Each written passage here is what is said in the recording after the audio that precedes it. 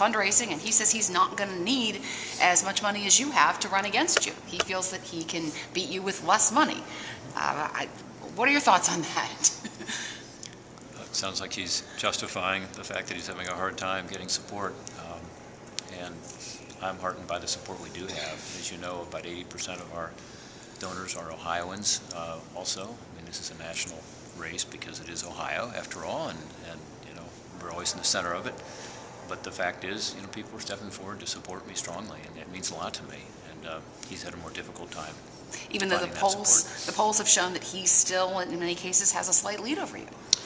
Well, he has good name identification, and yet when people are told about who he is, and not just his record, which of course was terrible for Ohio, and not just his ineffective record as a congressman, but what his plans are for the future, you know, they have a different view.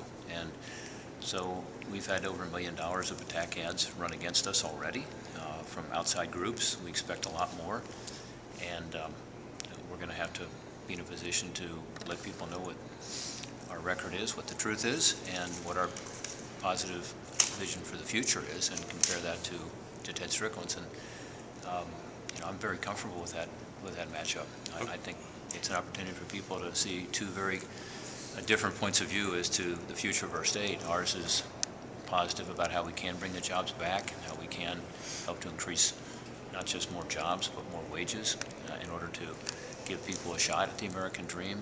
The middle class squeeze is very real here in Ohio. Wages are flat, expenses are up. One of those huge expenses, of course, is health care. Obamacare has not just increased premiums, but increased co-pays, increased deductibles, made it tougher for people to make ends meet. What Ted Strickland supports in terms of federal regulations is increasing our electricity costs here in Ohio. And you know, there are a lot of people who are on fixed incomes and who are seeing their wages not increasing, who are looking at these expenses and looking at their paycheck and saying, you know, how do I make this work? And that's what we're going to be addressing. Are you discounting PG Sittenfeld entirely? I don't know. Sorry, guys. They're going to have to work that out on the Democratic side.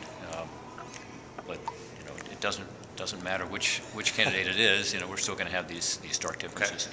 Okay, great. Thanks.